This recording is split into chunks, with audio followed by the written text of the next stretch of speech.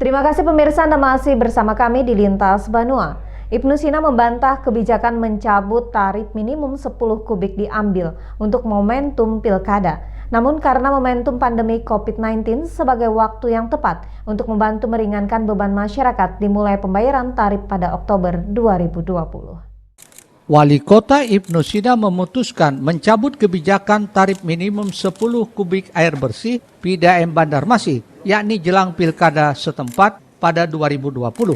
Menurut Ibnu, pencabutan kebijakan yang sudah diterapkan sejak 2017 itu murni untuk merespon aspirasi masyarakat, khususnya di masa pandemi COVID-19 yang membuat ekonomi semakin sulit. Aspirasi ini disuarakan lewat DPRD saat turun reses ke lapangan, disuarakan para pelanggan juga secara langsung, ditambah lagi pada masa pandemi COVID-19 ini terus membantu masyarakat yang terdampak. Ibnu membantah kebijakan ini diambil untuk momentum pilkada. Namun karena momentum pandemi COVID-19 sebagai waktu yang tepat untuk membantu meringankan beban masyarakat, dimulai pembayarannya tarif pada bulan Oktober 2020.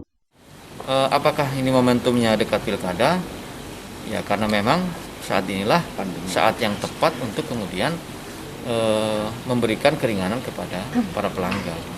Nah karena yang terdampak dari kebijakan ini adalah para pengguna yang di bawah 10 kubik itu jumlahnya hampir 21.000. 21.000 itu sama dengan jumlah penduduk miskin kota. Ya, dari 179.000 pelanggan di daerah Banjarmasin yang terdampak langsung dengan kebijakan itu adalah 21.000 pelanggan. Nah, jadi kalau kemudian kita memberikan menghilangkan pemakaian minimum 10 kubik, yang merasakan keringanan itu adalah 21.000 warga yang masuk kategori NBR tadi. Ibnu mengungkapkan yang sangat terdampak dengan kebijakan tarif minimum ini sekitar 21.000 pelanggan kategori masyarakat berpenghasilan rendah atau MBR yang biasa menggunakan air di bawah 10 meter kubik namun tetap membayar 10 meter kubik. Risna, Banjar TV.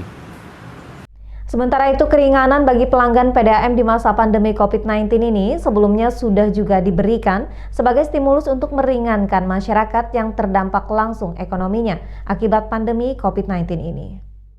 Ibnu Sina menegaskan keringanan bagi pelanggan PDAM di masa pandemi COVID-19 ini sebelumnya sudah juga diberikan sebagai stimulus untuk meringankan masyarakat yang terdampak langsung ekonominya akibat pandemi COVID-19 ini. Sebelumnya beberapa bulan tarif diberi pemotongan hingga 50% bagi pelanggan MBR ini. Termasuk juga kebijakan Pemko memberi stimulus bagi usaha perhotelan dan restoran pada masa pandemi COVID-19 ini dari Maret hingga Juni dengan tidak dipungut pajak. Dijelaskannya stimulus yang diberikan Pemko ini sesuai arahan Menteri Keuangan dan Menteri Dalam Negeri. Dalam relokasi anggaran, Pemda harus memberikan stimulus bagi yang terdampak ekonomi akibat pandemi COVID-19 ini. Terkait stimulus PDAM kepada pelanggannya tersebut, dipastikan Ibnu Sina tidak membuat kinerja PDAM terganggu, namun tetap berakibat bagi pendapatan yang berkurang.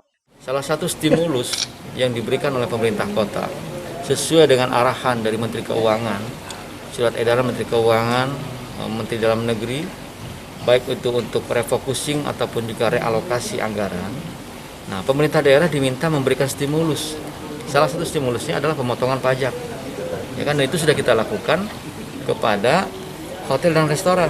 Jadi pajak hotel dan restoran di awal Covid kita berikan pembebasan 3 bulan. Itu satu kebijakan. Kemudian memberikan potongan 50% untuk pelanggan PDAM kategori MBR, masyarakat berpenghasilan rendah, dengan tarif kriteria A11 dan A12. Itu sudah dipotong 50%. Ya kan? Nah, ini beberapa stimulus. Nah, kemudian lagi ketika stimulus ini dilaksanakan, masyarakat kita dengan beban kehidupan seperti ini semakin terpuruk, maka pemerintah kota harus merasionalkan. Salah satunya adalah keluhannya terkait dengan tingginya kebijakan minimal 10 kubik itu.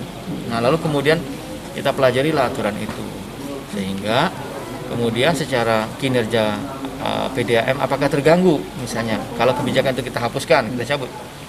Memang pendapatan berkurang, tetapi PDAM Banjarmasin Banjarmasin masih bisa melakukan efisiensi.